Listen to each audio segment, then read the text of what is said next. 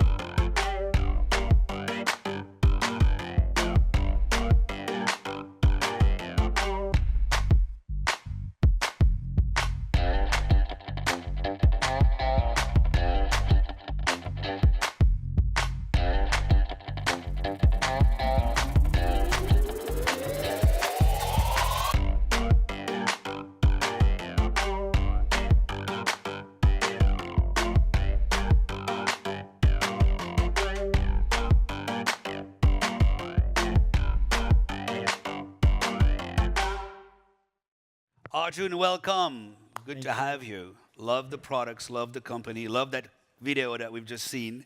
Welcome to New York. Thank you for having me, Fred. Good. It's great to be here, and a lot of energy, a lot of excitement, and happy to have the conversation with you here. Absolutely. Super happy as well. Why don't you start by introducing yourself, your role, and I think we all know Kraft Heinz, but I'm sure you have a few more highlights for us. Absolutely. Hello to everyone, first of all, here in presence in New York City. Hello to everyone joining us virtually from around the world. I'm Arjun. Easy way to remember my name is Argentina, but Arjun. But I Be careful with that, because we have some Argentinians in the yeah, room. love Argentinians. It's great.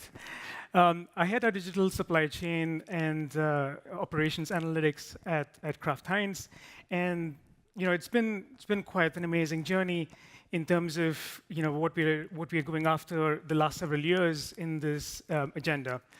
So I personally am very passionate about data telling the story, and actually I have a quote that I would like to share, which is on the next slide, that I think a lot of us will resonate with.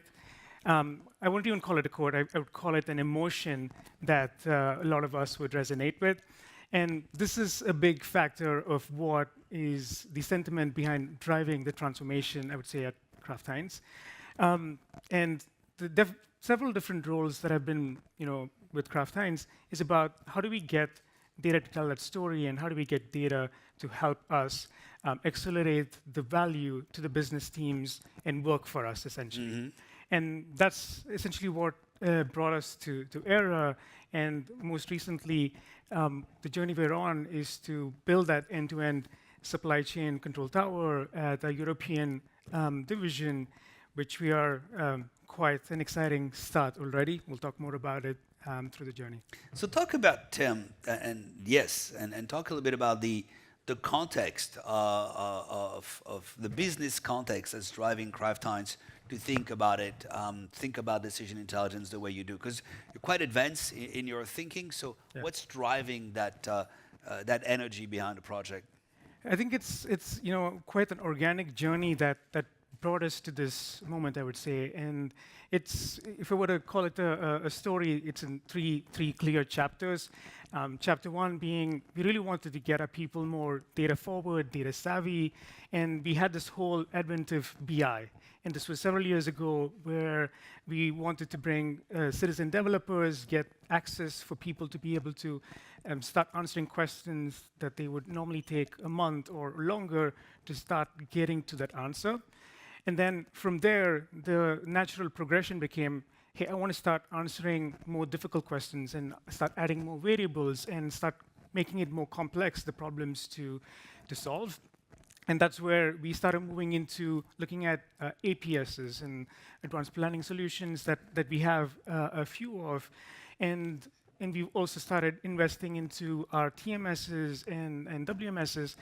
And that was a natural progression where we started helping our different teams within the supply chain to step change their ability to start driving more functional value. And then came to the third question where we started saying, hey, all of these are really, really valuable information that each of our teams are maximizing. But how do we, the common three questions that started coming up was, how do we start bringing all of those really rich, islands of information to start talking to each other? And how do we start breaking those silos? And we're sub-optimizing when you think about, when you look at a functional area, we've done a really good transformation, but it's still within that function. And with supply chain, it honestly is, even 1 weak link means the entire chain does not perform. So the one big question that we started asking was, how do we start breaking the silos? The next common theme was, how do we start not just giving data to people, how do we start giving tools that can help people get to answers faster? And then the third one was, how do we not just give them tools, but then how do we embed these tools in their processes and not just take bad habits or old habits and put it into new systems, but really start making the systems and the processes work together and bring it all to help benefit the folks, right? So with these three questions, it kept coming repetitively up from the various different leaders. And then we started thinking about, okay, decisions, making decisions is one thing, but then the ecosystem around taking decisions is the other big challenge. So like the executing the decisions, the tracking the decisions, also being able to look back and making to taking and executing. Yes, because giving decisions or recommendations is half the battle, but then how do they take it? And who took it? Who did not take it? Why did we not take it? And then start learning from the history of that. And that's where we started looking at ERA, and we went through a full journey on evaluating that. It was very interesting because when we connected with you guys, you already had some recommendation engines. You've done a lot of work on that journey. So you were already pushing ERA into the executing and the learning. So talk about that journey and the challenges that you're solving. Yeah, it's we're quite early in the journey. Just crossed our 7-month mark at this point. I like to call it. It's an odyssey. It's a lot of adventures, a lot of let's say struggles that we've had, a lot of triumphs along the way, and learnings that in this short period of time we're already absorbing and really reflecting on how we evolve from here. So when we came to you and ERA, we said, hey, we have a very clear vision. We want to go end to end. We don't want to take one area and then learn from it and then figure out if we want to do something. So we were quite clear on the vision that we wanted to start really connecting our end-to-end supply chain, start creating that decision ecosystem easier for our people to access. And the other thing that we've been able to do in our journey quite early on is set up our COE that's able to build on ERA, because we really want our teams to start learning the capabilities and then becoming certified to start driving decision-making, decision-taking process as well. Because I see a lot of value with the development teams sitting with our business teams and learning from how that's working. So in the journey, I would say one of the few things that we were very clear and we continue to use as our, I'd say, cornerstone. We don't want to just solve problems. We wanted to really connect to an end-to-end process. We want to do a process transformation enabled by ERA and decision intelligence. We don't want each skill to be on its own, where it needs to have those handshakes and talk to each other, because again, going back to our previous point, we wanted to really be optimizing for the whole, and not just for the siloed areas, because what you're just doing then is kicking the can down the road for someone else to solve. And then I would say the third one is really about how do we start moving towards that real-time decision-making, real-time augmentation, and we've actually started having some skills with the decision automation, and in some cases also without the human in the loop, quite surprisingly and quite early on, which has been quite exciting. I smile when you were talking because what excites me about my job is to build products to resolve problems that people don't think they know they have yet. And I think if I look back in my 27 years, this is really the part that's fun. And the part that's really fun about it is that our customers are always the pioneers, and I touched on that in the intro. But I never had a client that comes to me and say, "Yeah, we're gonna take it easy. We're gonna deploy Era, but we're gonna be cool about it. We're just gonna take our time. We don't have a big ambition about it. We're not gonna change everything." So you are when you were talking about it, I just thought about, yep, Sasha, Arjun, and all our clients are pushing, and you guys are pushing. You have a very clear vision about what you want to achieve, and I love it. I love the challenge. This is what makes us better, and this is what allows us to build a solution that I think will resist the test of time. So anyway, sorry, just mumbling on that one, but I couldn't help resisting that comment when you were talking. So talking about strong vision, where is this taking you? You just touched on that at the end of your answer earlier, but tell us a bit more about where you want to go. Yeah, I think, as I said, we're early in the journey. I think there are 5 things that we really want to achieve. I think coming in, we had really several things we wanted to really prove out, which we've consistently done.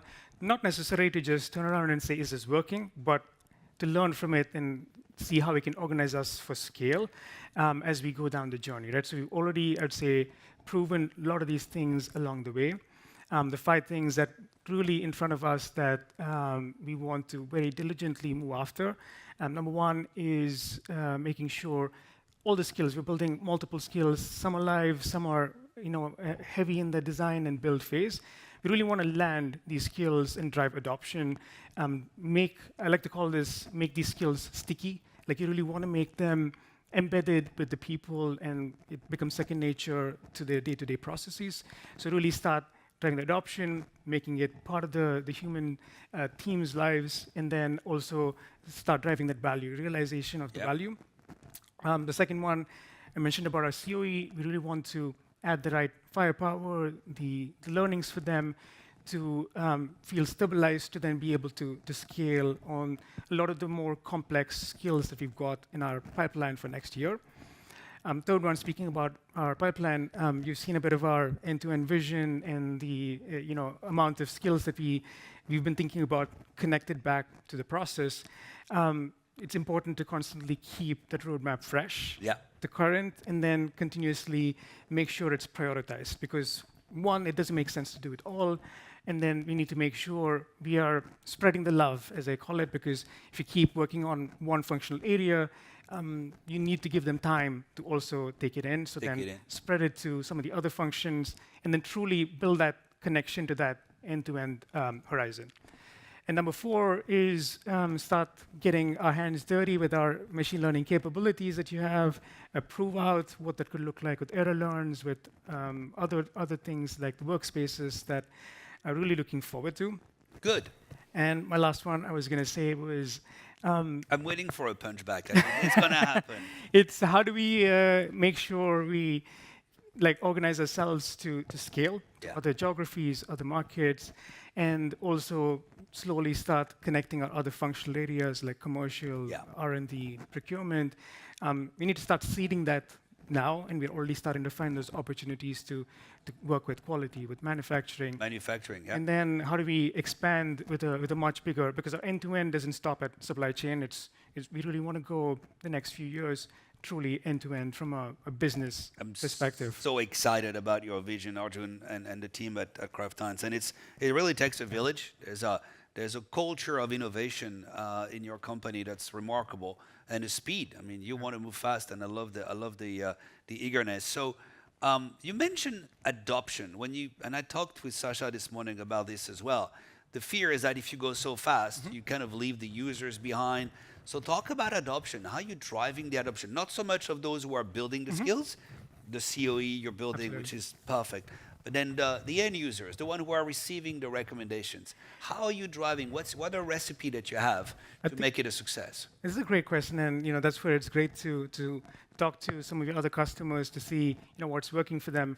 I'd split it into two answers. One is how are we measuring adoption, or what are we doing, and then what should we be doing to really drive the adoption. So we're really going after, not just who's using the systems, but the amount of decisions, the percentage of acceptance, the quality of the decisions, and the accuracy of the decisions itself, and then of course the value that's coming out of it. So those are the, I would say, typical, let's say, measures of adoption, and also percentage that's automated, completely without the human.